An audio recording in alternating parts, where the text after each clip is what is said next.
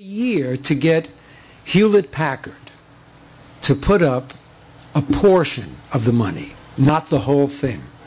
But something small is better than nothing at all, and it gave the project an impetus to go forward. And I was able to make the first major round of work, which took me to 60 parks and produced about 3,500 pictures, all different pictures, mostly with a large format camera. This is in the Bronx, in Van Cortlandt Park. And you know, one of the challenges for me was, do I go and just find the most beautiful locations, or do I go where I experience nature as opposed to experience park? Because park is a managed environment. Excuse me. Park is a managed environment, and nature is that place where when you enter into it you feel that slight edgy quality of uncertainty. The scale of it is different. There aren't necessarily paths to walk on. You can feel lost or confused a little. And that's part of what we need, I think, to live in New York City, to have an experience of nature. Those of us who can't afford to go to the Adirondacks or the Maine coast or Cape Cod or the Catskills or wherever a more raw experience of nature is, to be able to find it in some of our parks is astonishing. I mean, here's a swamp. It's in Staten Island. The whole place isn't a swamp, just this little park. Boy, you may think that, being from Manhattan, but no.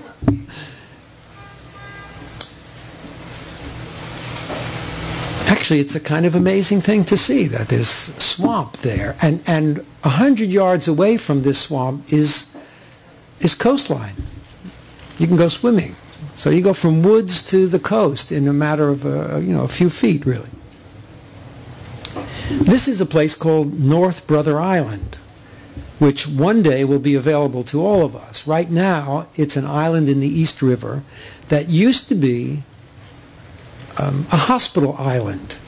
Here's a hospital over in this corner, right there. And that was the hospital that Typhoid Mary was quarantined in back when she was poisoning wealthy families on the Upper East Side. Not that she knew it or was intending to do it, it's just that she was ill and cooking for them.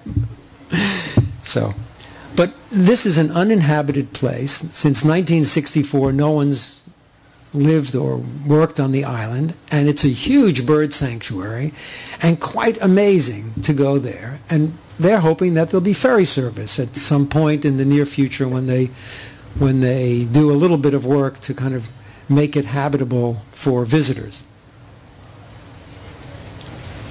And then there's the Bronx. Anybody here from the Bronx? What am I, the only one? Well, I am then. And I used to be a lifeguard just around the corner from this rocky outcropping, and Orchard Beach, and this is called Twin Islands Preserve.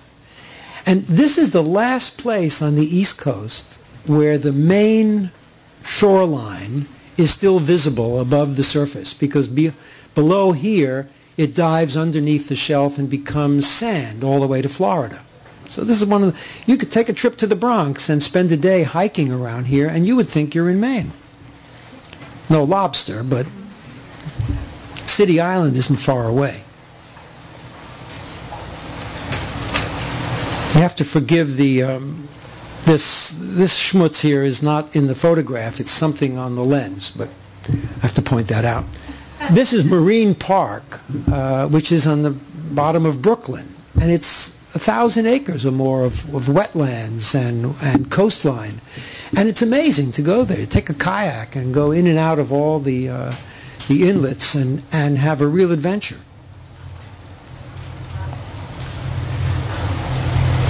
You know, one of the great pleasures of doing this work was that sometimes I found myself in confrontation with incredible creatures. These trees that grow in the forests You know, some of them are hundreds of feet tall. The tulip trees are among New York's grandest specimens. This isn't a tulip tree.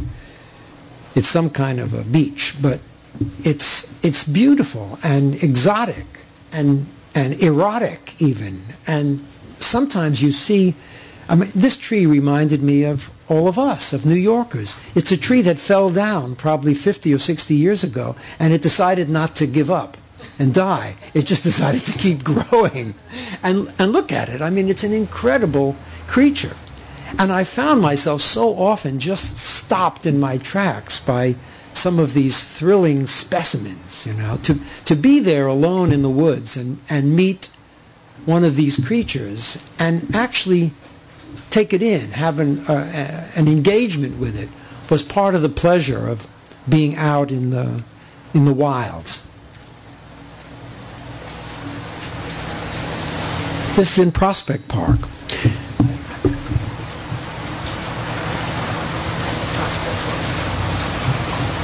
Also, it's great to work in all 4 seasons, because to be out, I mean, I tried to go back to each park in every season so that I could see the development, you know, what nature does, what it offers us, and even double back on my own tracks to see how things look to me in a different moment. And this tree I visited quite a number of times because it's such a gigantic, incredible creature. Wouldn't you agree? This is along Riverside Drive. Listen, if anybody has a question or a comment while we're going, you don't have to wait for afterwards. We can have a conversation here as well as me tell you about this stuff. So just feel free to holler, and Christine will bring the mic to you.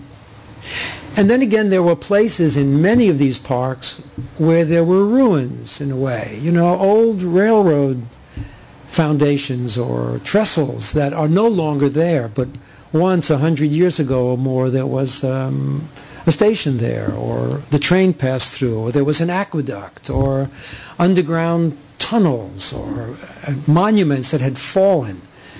Incredible things to see.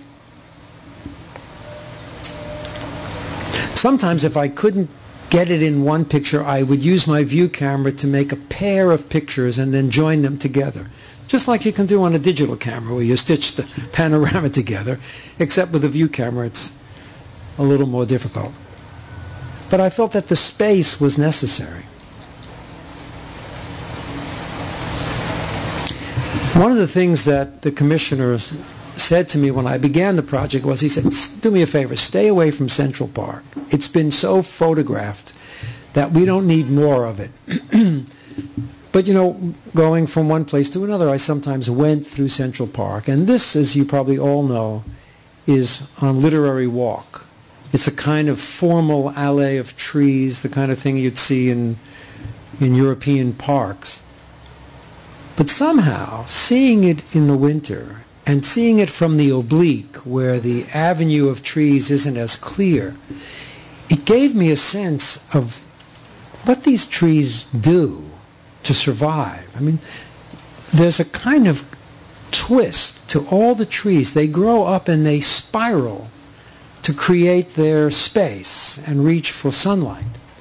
And seeing this twirling spiral everywhere, the complexity of it, made me feel that even in order, there is still some kind of chaos and a feeling for nature.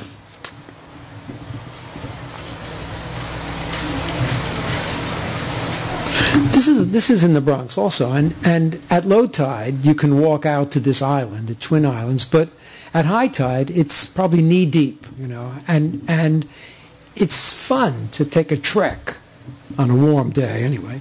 And then when the tide goes out, this is alive with crabs and snails and birds feeding. I mean, it's exciting actually. I don't know how well you can see this. It's the projector's a little bit funky. But this woman walked this man out to experience springtime. And I was passing by.